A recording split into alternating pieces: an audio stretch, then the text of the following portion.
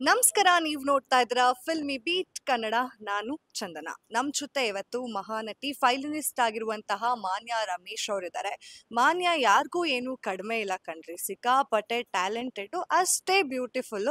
ಈಗ ಅವ್ರನ್ನ ಮಾತನಾಡಿಸ್ತಾ ಹೋಗೋಣ. ಹೇಗಿತ್ತು ಅವರ ಫೈನಲಿಸ್ಟ್ ಎಕ್ಸ್ಪೀರಿಯನ್ಸ್, ಹಾಗೆ ರೆಸ್ಪಾನ್ಸ್ ಹೇಗಿದೆ, ಏನಾದರೂ ಸಿನಿಮಾಗಳಲ್ಲಿ ಮಾಡ್ತಾರಾ, ಮುಂದೆ ಆಫರ್ಸ್ ಬರ್ತಿದ್ಯಾ, ಪ್ರತಿಯೊಂದ್ರ ಬಗ್ಗೆ ಕೂಡ ಮಾತನಾಡಿಸ್ತಾ ಹೋಗೋಣ. ಮೊದಲನೇದಾಗಿ ಮಾನ್ಯ ಅವರೇ, ಹೇಗಿದ್ದೀರಾ?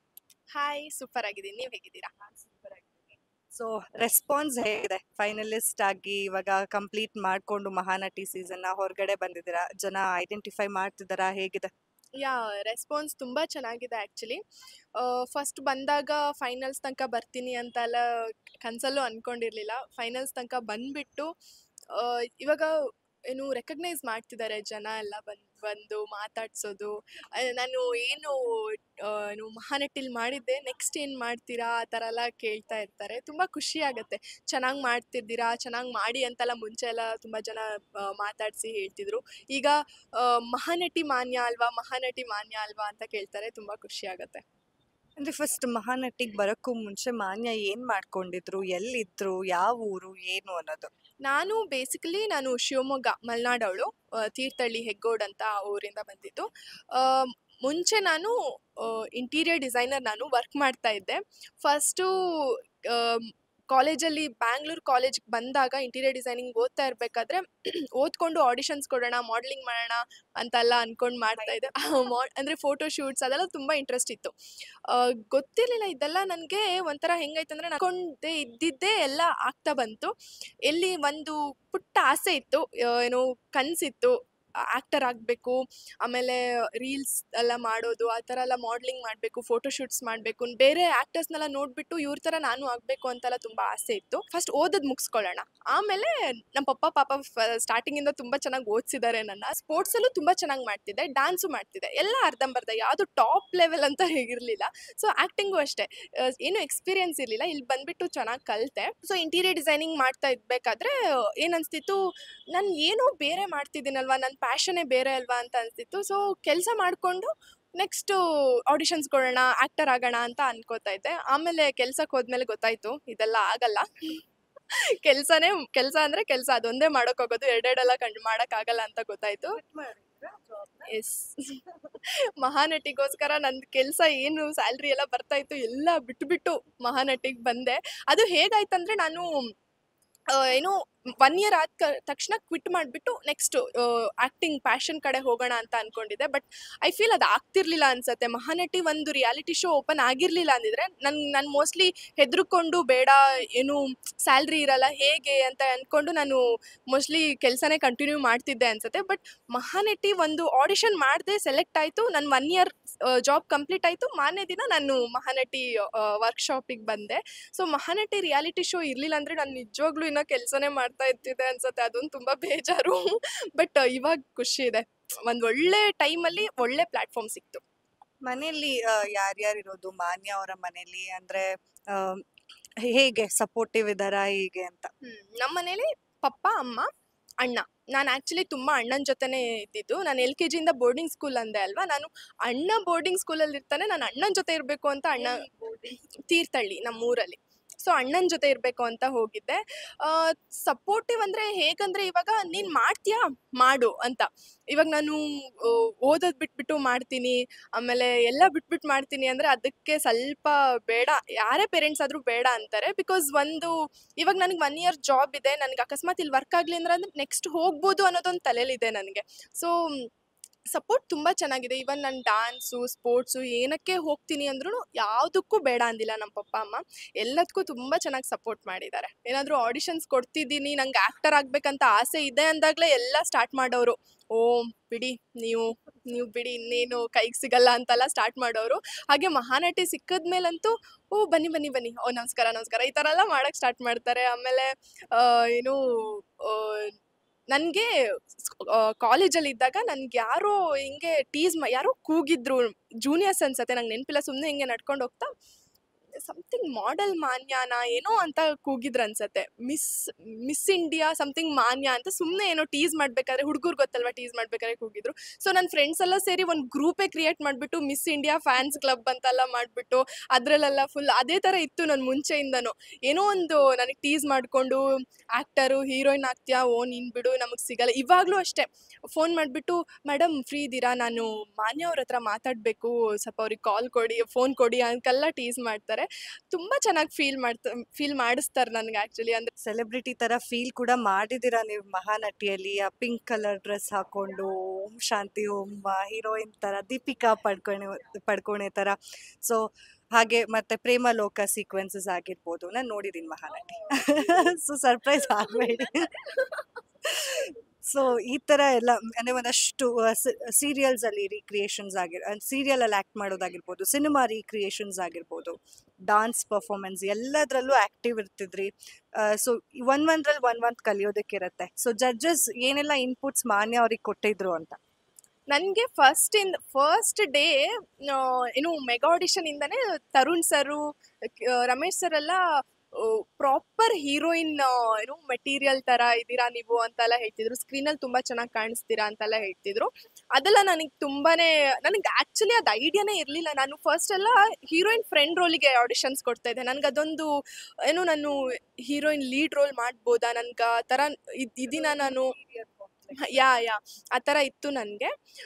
ಬಟ್ ಇಲ್ಲಿಗೆ ಬಂದಾಗ ಅಂಥ ದೊಡ್ಡ ರಮೇಶ್ ಸರು ಮತ್ತು ಆಮೇಲೆ ನಿಶ್ವಿಕಾ ಮ್ಯಾಮು ನಿಮ್ಮ ಪರ್ಸ್ನಾಲಿಟಿ ತುಂಬ ಚೆನ್ನಾಗಿದೆ ಆ ಥರ ಎಲ್ಲ ಹೇಳ್ತಿರ್ಬೇಕಾದ್ರೆ ನನಗೆ ಹೌದಾ ನಿಜವಾಗ್ಲೂನಾ ಅಂತ ಹೇಳ್ಬಿಟ್ಟು ಇವಾಗ ಅದೆಲ್ಲ ತುಂಬ ಖುಷಿ ಆಗತ್ತೆ ನನಗೆ. ಆಮೇಲೆ ತರುಣ್ ಸರ್ ಎಲ್ಲ ವಾಯ್ಸ್ ಮಾಡ್ಯುಲೇಷನ್ಸ್ ಎಲ್ಲ ಚೇಂಜ್ ಮಾಡ್ಕೋಬೇಕು, ಸ್ವಲ್ಪ ಇಂಪ್ರೂವ್ ಆಗಬೇಕು, ತುಂಬ ಇನ್ಪುಟ್ಸ್ ಎಲ್ಲ ಕೊಡ್ತಾ ಬಂದರು.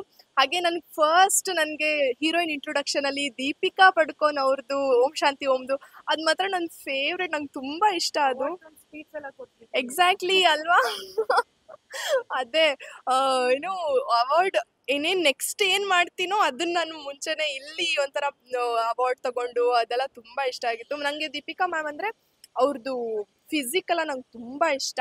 ಆಮೇಲೆ ನಾನು ಫಸ್ಟ್ ಚೆನ್ನೈ ಎಕ್ಸ್ಪ್ರೆಸ್ದು ಕೂಡ ಅವ್ರದ್ದೇನೆ ಕೊಟ್ಟಿದ್ರು, ಸಖತ್ ಇಷ್ಟ ಆಗಿತ್ತು ಅದೆಲ್ಲ ಮಾಡಿದ್ದು. ಯಾವ ಹೀರೋಯಿನ್ ಇಷ್ಟ ಮಾನ್ಯ ಅವರಿಗೆ ಕನ್ನಡದಲ್ಲಿ? ನನ್ಗೆ ಆಕ್ಚುಲಿ ಏನಂದ್ರೆ ನನಗೆ ಒಂದೊಂದು ಮೂವೀಸ್ ಮೇಲೆ ಡಿಪೆಂಡ್ ಆಗುತ್ತೆ. ನನ್ಗೆ ಎಲ್ಲ ಆಕ್ಟರ್ಸು ತುಂಬಾ ಇಷ್ಟ ಆಗ್ತಾರೆ. ಈವನ್ ಹೀರೋಯಿನ್ಸ್ ರಮ್ಯಾ ಮ್ಯಾಮ್ ಆಗಿರ್ಬೋದು, ರಕ್ಷಿತಾ ಮ್ಯಾಮ್ ಎಲ್ಲರೂ ತುಂಬಾ ಇಷ್ಟ ಆಗ್ತಾರೆ. ಯಾವ ಮೂವಿ ನೋಡ್ತೀನೋ ಅದ್ರ ಮೇಲೆ ಡಿಪೆಂಡ್ ಆಗುತ್ತೆ. ಹೀರೋಸ್ ಕೂಡ ಯಶ್ ಸರ್, ರಕ್ಷಿತ್ ಶೆಟ್ಟಿ ಸರು. ಅಂದ್ರೆ ಡ್ರೀಮ್ ಹೀರೋ ಜೊತೆ ನಾನು ಆಕ್ಟ್ ಮಾಡ್ಬೇಕಪ್ಪ ಅಂತ ಕನ್ಸಿಟ್ಕೊಂಡಿದ್ರೆ ನನಗೆ ರಕ್ಷಿತ್ ಶೆಟ್ಟಿ ಸರ್ ಜೊತೆ ತುಂಬ ಇಷ್ಟ. ಅಂದರೆ ನಾನು ಹೇಳ್ದಂಗೆ ಎಲ್ಲರೂ ಇಷ್ಟ ಇದ್ದಾರೆ ನನಗೆ, ಎಲ್ಲರ ಜೊತೆನೂ ಮಾಡಬೇಕು. ರಕ್ಷಿತ್ ಶೆಟ್ಟಿ ಸರ್ ಜೊತೆ ಅಂದರೆ ಅವ್ರದ್ದು ಮೂವೀಸ್ ಸ್ವಲ್ಪ ಡಿಫ್ರೆಂಟ್ ಆಗಿರೋದು. ಸಪ್ತಸಾಗರ ಮಾಡಿದಾಗ ರುಕ್ಮಿಣಿ ವಸಂತ್ ಅವ್ರದ್ದು ಕ್ಯಾರೆಕ್ಟರು ಅದೆಲ್ಲ ತುಂಬ ಇಷ್ಟ ಆಗುತ್ತೆ ಅವ್ರ ಜೊತೆ. ಹಾಗೆ ಅವ್ರ ಜೊತೆ ಆ್ಯಕ್ಟ್ ಮಾಡಿದವರೆಲ್ಲ ತುಂಬಾ ಚೆನ್ನಾಗಿ ಪ್ಯಾನ್ ಇಂಡಿಯಾ ಹೀರೋಯಿನ್ಸ್ ಆಗಿದ್ದಾರೆ. ಸೊ ನನ್ಗೆ ಆ ಥರ ಅವ್ರ ಜೊತೆ ಆ್ಯಕ್ಟ್ ಮಾಡ್ಬೇಕಂತ ತುಂಬ ಇಷ್ಟ ಇದೆ. ನೋಡೋಣ. ನಿಮ್ಗೆ ಆ ಮೊಮೆಂಟ್ ಅಲ್ಲಿ ಫೈನಲಿಸ್ಟ್ ಆಗಿದ್ದೀರಾ ಅಂದಾಗ ಹೇಗಿತ್ತು ತಲೆಯಲ್ಲಿ? ಥರ್ಡ್ ನೇಮ್ ನಿಶ್ವಿಕಾ ಮ್ಯಾಮ್ ಮಾನ್ಯ ಅಂತ ಹೇಳಿದಾಗ ನನ್ಗೆ ಓ ಮೈ ಗಾಡ್ ಅದು ಟೆನ್ಷನ್ ಮಾತ್ರ ಅದು ಯಾರಿಗೂ ಶೇರ್ ಮಾಡ್ಕೊಳ್ಳೋ ಅದು ಅಷ್ಟು ಟೆನ್ಷನ್. ಇವನ್ ಕುತ್ಕೊಂಡು ಫುಲ್ ಫಿಂಗರ್ ಕ್ರಾಸ್ ಇಟ್ಕೊಂಡು ಫುಲ್ ಟೆನ್ಷನ್ ಇತ್ತು. ಅಂದರೆ ನನಗೆ ಲಾಸ್ಟ್ ಸೀಸನಲ್ಲಿ ನಮ್ಮದಲ್ಲಿ ಮಹಾನಟಿ ಸೆಟ್ ಎಂಟರ್ ಆಗ್ಬೇಕಾದ್ರೆ 5 ಫೈನಲಿಸ್ಟು ಬ್ಯಾನರ್ ಇತ್ತು, ಫೋಟೋಸ್ ಇತ್ತು. ನನ್ಗೆ ಯಾವಾಗಲೂ ನಾನು ಪ್ರಾಕ್ಟೀಸ್ ಮಾಡ್ಬೇಕಾದ್ರೆ ನಾನು ಈ ಥರ ಬರಬೇಕು, ಟಾಪ್ 5 ಬರಲೇಬೇಕು ನಾನು ಅಂತ ಥಿಂಕ್ ಮಾಡ್ತಾ ಇದ್ದೆ. ಆ್ಯಂಡ್ ಹೋಪ್ಫುಲಿ ಅಂದರೆ ಅದಾಯಿತು. ಫೈನಲಿಸ್ಟ್ ಅಂತ ಹೇಳಿದಾಗ ಓ ಮೈ ಗಾಡ್ ಅದು ಎಕ್ಸ್ಪ್ರೆಸ್ ಮಾಡೋದಕ್ಕೆ ಆಗಲ್ಲ, ಅಷ್ಟು ಖುಷಿ ಆಯಿತು. ಬಿಕಾಸ್ ಅಷ್ಟು ಏನು ಕನ್ಸಿಟ್ಕೊಂಡು ಲಾಸ್ಟ್ ಇಯರ್ ಮಹಾನಟಿ ಸೀಸನ್ 1ಗೆ ಆಡಿಷನ್ಸ್ ಕೊಟ್ಟಿರಲಿಲ್ಲ, ನಾನು ಕೊಡದೆ ತುಂಬ ರಿಗ್ರೆಟ್ ಮಾಡಿದ್ದೆ. ಅದು ಈ ಸರಿ ಕೊಟ್ಬಿಟ್ಟು ಫೈನಲ್ಸ್ ಬಂದಿದ್ದೀನಲ್ಲ ಅಂತ ಒಂದ್ಸರಿ ನನ್ನ ಜರ್ನಿ ಎಲ್ಲ ರಪ್ ಅಂತ ಪಾಸ್ ಆಯಿತು. ಫುಲ್ ತರುಣ್ ಸರಿಗೆ ನೀವು ನೋಟ್ಬುಕ್ ಎಲ್ಲ ಮೇಂಟೈನ್ ಮಾಡಿದ್ರಲ್ಲ, ಏನು ಕತೆ ಅಂತ? ಅಲ್ಲೂ ಅದನ್ನೇ ತರುಣ್ ಸರ್ದು ಆ್ಯಕ್ಚುಲಿ ಸ್ಟಾರ್ಟಿಂಗ್ ಎಲ್ಲ ತರುಣ್ ಸರ್ ನೋಡಿದಾಗ ಒಂದು ಡೈರೆಕ್ಟರು ತುಂಬ ಸ್ಟ್ರಿಕ್ಟ್ ಆ ಥರ, ಹೊರಗಡೆ ಎಲ್ಲ ನೋಡಿದಾಗ ಆ ಥರನೇ ಅಂದ್ಕೊಂಡಿದ್ದು.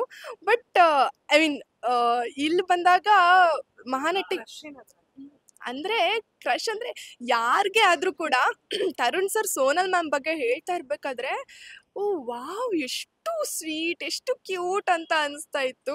ಸೊ ಒಂದ್ ರೌಂಡ್ ಎಲ್ರಿಗೂ ಅನ್ಸಿರತ್ತೆ, ನನ್ಗಂತೂ ತರುಣ್ ಸರ್ ತರಾನೇ ಒಬ್ಬ ಹುಡುಗ ಸಿಕ್ಕಿದ್ರೆ ಎಷ್ಟು ಚೆನ್ನಾಗಿರತ್ತೆ ಅಂತ ಅನಿಸ್ತಾ ಇತ್ತು. ಸೊ ಹಾಗೆ ಅವ್ರಿಗೊಂದು ಕವಿತೆ ಥರ ಎಲ್ಲ ಬರೆದು ಸ್ವಲ್ಪ ಇಂಪ್ರೆಸ್ ಥರ ಮಾಡಿಕೊಂಡು ಯಾ ಅನು ಅಕ್ಕನೂ ಅದೇ ಹೇಳ್ತಿರ್ತಾರೆ, ತುಂಬ ಲೇಟ್ ಮಾಡಿಬಿಟ್ಟೆ ನೀನು ಅಂತ. ಯಾ ಓಕೆ. ಇನ್ನು ಪೇರೆಂಟ್ಸ್ ಎಷ್ಟು ಪ್ರೌಡ್ ಫೀಲ್ ಆದ್ರು ಮಾನ್ಯ ಅವ್ರನ್ನ ಫಸ್ಟ್ ಟೈಮ್ ಸ್ಕ್ರೀನಲ್ಲಿ ಅಂದರೆ ಥಿಯೇಟರಲ್ಲಿ ಇಂಟ್ರೊಡ್ಯೂಸಿಂಗ್ ಮಾನ್ಯ ರಮೇಶ್ ಅಂತ ಬಂದಾಗ ಅವ್ರ ಫೀಲಿಂಗ್ ಏನಾಗಿತ್ತು? ಆ್ಯಂಡ್ ನೀವು ತುಂಬ ಎಮೋಷ್ನಲ್ ಆದ್ರಿ ಕೂಡ ಥಿಯೇಟರಲ್ಲಿ ನಾವು ನೋಡಿದ್ವಿ. ಸೊ ಹೇಳಿ. ನಿಜ ನೋಡಿದ್ದೀರಾ? ಹೋ ನೈಸ್. ಯಾ ನನಗೆ ನಾನು ಅಂದರೆ ನಾನು ಅಲ್ಲಿ ಕೂಡ ಪ್ರೆಸ್ ಮೀಟಲ್ಲಿ ಹೇಳಿದಾಗ ನನ್ಗೆ ಯಾರಾದರೂ ಒಬ್ರು ಅದು ನಿಜವಾಗ್ಲೂ ನಂಗೆ ತುಂಬ ಫೀಲ್ ಆಗುತ್ತೆ. ಯಾರಾದರೂ ಒಬ್ರು ಮಾನ್ಯ ಅಂತ ಕರೆದಾಗ ಮಾನ್ಯ ರಮೇಶ್ ಅಂತ, ಇವಾಗ ರಮೇಶ್ ಸರ್ ಕುತ್ಕೊಂಡು ಮಾನ್ಯ ಅಂತ ನನ್ನ ಹೆಸರು ಹೇಳಬೇಕಾದ್ರೆ ನನಗೆ ತುಂಬ ವಾವ್ ಇವ್ರು ನನ್ನ ಹೆಸರು ಕರಿತಿದಾರ ಅಂತ ತುಂಬ ಫೀಲ್ ಆಗತ್ತೆ ನನಗೆ. ಅದು ಬೇರೆ ಅಷ್ಟು ದೊಡ್ಡ ಥಿಯೇಟರಲ್ಲಿ ನನಗೆ ಏನು ಇಂಟ್ರೊಡ್ಯೂಸಿಂಗ್ ಮಾನ್ಯ ರಮೇಶ್, ಅದು really it's very big thing ನನಗೆ. ನಿಜವಾಗ್ಲೂ ನನಗೆ ಅಷ್ಟು ಬೇಗ ಅದಾಗತ್ತೆ ಅಂದರೆ ನನ್ನ ಕನಸು ನಿಜ ಆಗತ್ತಂತ ನಾನು ಅಂದ್ಕೊಂಡೇ ಇರಲಿಲ್ಲ. ತುಂಬ ಖುಷಿ ಆಗಿತ್ತು ಅವತ್ತು ಮಾತ್ರ. ಸಖತ್ ಖುಷಿಯಾಗಿ ನನಗೆ ನಮ್ಮ ಡೈರೆಕ್ಟರ್ ಸರ್ ಎಷ್ಟು ಚೆನ್ನಾಗಿ ನನ್ನ ಬಗ್ಗೆ ಮಾತಾಡಿದ್ರು ಅವತ್ತು. ನನಗೆ ಅವ್ರು ಮಾತಾಡಿದ್ನ ಕೇಳಿಸ್ಕೊಂಡು ವಾವ್. ಹಾಂ ಹೌದು, ಅವ್ರದ್ದು ಪಂಚ್ ಡೈಲಾಗ್ಸು ರಿವ್ಯೂಸು ಸಖತ್ತಾಗಿತ್ತು. ಅಂದರೆ ಅದನ್ನೆಲ್ಲ ಯಾವತ್ತೂ ಮರೆಯೋಕ್ಕಾಗಲ್ಲ ಆ ದಿನಗಳನ್ನೆಲ್ಲ. ನಾನು ಅವತ್ತು ಹೇಳ್ದಂಗೆ ನನಗೆ ಪರಮಾತ್ಮ ಶೂಟಿಂಗ್ ಟೈಮಲ್ಲಿ ಅಪ್ಪು ಸರ್ ನಮ್ಮ ಊರಿಗೆ ಬಂದಾಗ ಹೋಗ್ಬಿಟ್ಟು ಫುಲ್ ಫ್ಯಾನ್ ಮೂಮೆಂಟ್ ಸರ್ ಹತ್ತ ಹೋಗಿ ಮಾತಾಡಿಸಿ ಅವರು ಹೀಗೆ ಮಾಡಿಬಿಟ್ಟು ನೈಸ್ ನೇಮ್ ಅಂತ ಹೇಳಿದರು. ಸೊ ಅದೆಲ್ಲ ಒಂಥರ ಬೆಸ್ಟ್. ನಾನು ತುಂಬ ಚಿಕ್ಕವಳಿದ್ದೆ ಅನಿಸುತ್ತೆ. ನಂಗೆ ಪರಮಾತ್ಮ ಬಂದು ಒಂದು 10 ಯಾ ಮೇ ಬಿ ನಾನು ಕೂಡ ಒಂದು 9 or 8 ಇದ್ದೆ ಅನ್ಸತ್ತೆ. ಸೊ ಅದೆಲ್ಲ ಅದೇ ತುಂಬ ಬೆಸ್ಟ್ ಮೂಮೆಂಟ್ ಆಗಿತ್ತು. ಅದೇ ಥರ ಇದು ಒಂದು ಅಲ್ಲಿ ಮಾನ್ಯ ರಮೇಶ್ ಅವರು ನೈಸ್ ನೇಮ್ ಅಂತ ಅಲ್ಲಿ ಹೇಳಿದ್ರು, ಇಲ್ಲಿ ಇಂಟ್ರೊಡ್ಯೂಸಿಂಗ್ ಮಾನ್ಯ ರಮೇಶ್ ಅಂತ. ಸಖತ್ ಖುಷಿ ಆಗಿತ್ತು ಅವತ್ತು ಮಾತ್ರ.